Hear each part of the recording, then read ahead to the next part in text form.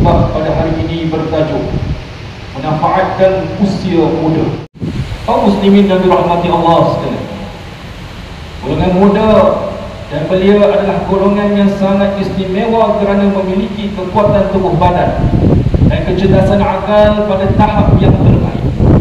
Pada peringkat usia ini, mereka telah memiliki tanggungjawab yang sempurna terhadap syariat, yang mana mereka ini juga digelar sebagai mukallaf. Ini bermakna golongan muda telah layak dalam memikul dosa dan pahala terhadap setiap perbuatan yang mereka sendiri lakukan. Agama Islam meletakkan beberapa dasar yang perlu diberikan perhatian oleh golongan muda ini. Yang pertama, golongan muda perlu sedar bahawa mereka adalah merupakan tonggak kepada masa depan negara dan agama. Mereka adalah sumber penting bagi membentuk negara yang maju dan terkehadapan dalam segenap sudut. Golongan muda bukan sekadar menjadi pemimpin pada masa akan datang, malah mereka juga adalah pewaris yang akan mempertahankan umat Islam dan memelihara agama yang ada daripada dihina dan dipermainkan. Maka sudah pasti golongan muda perlu memperkukuhkan jati diri untuk menjadi seorang muslim yang beriman dan menjadi warga negara yang baik. Untuk melahirkan sebuah negara yang disanjung tinggi, golongan muda perlu memiliki akidah yang kukuh, menjunjung tinggi nilai amanah dan mengamalkan akhlak Islam dalam setiap sisi kehidupan.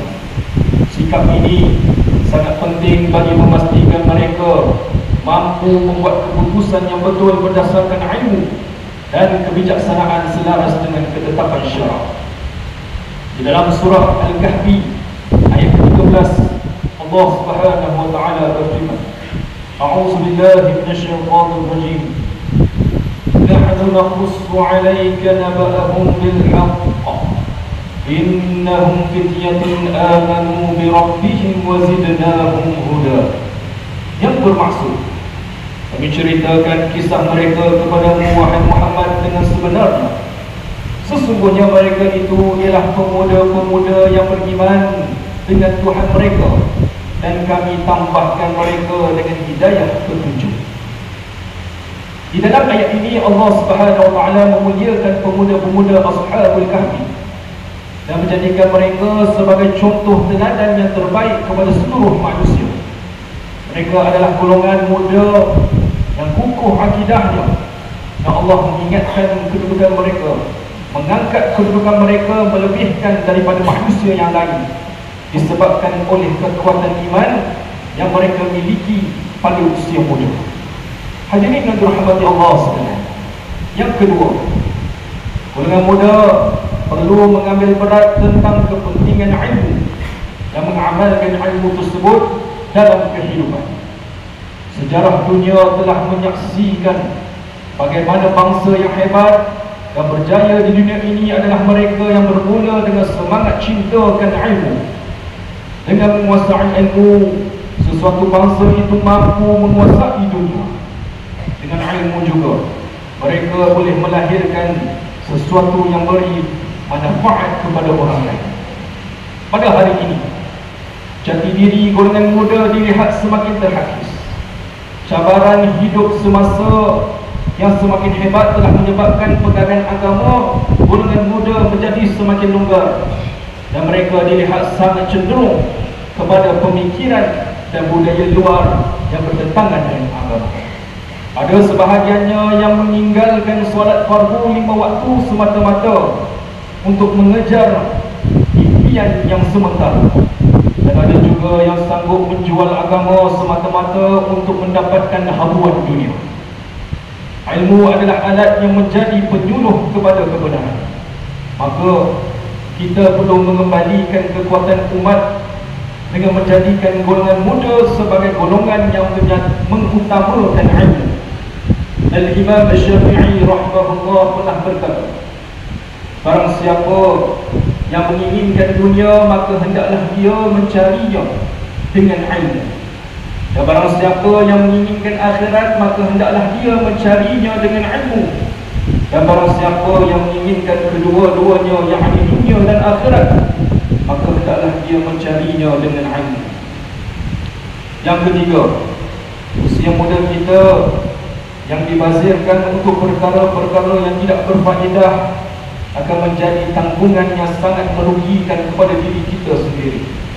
Rasulullah SAW pernah bersabda, sebagaimana yang diriwayatkan daripada Abu Bakar Al-Aslami radhiyallahu, yang bermaksud tidak akan berganjak kedua-dua kaki seorang hamba itu pada hari kiamat sehingga dia ditanya tentang umurnya bagaimanakah ia dihabiskan, kemudian tentang ilmunya apakah dia mengamalkan ilmu tersebut, dan tentang hartanya dari mana ia diperolehi dan ke mana ia dibelanjakan, kemudian tentang tubuh badannya bagaimana ia digunakan, yakni sewaktu hidup.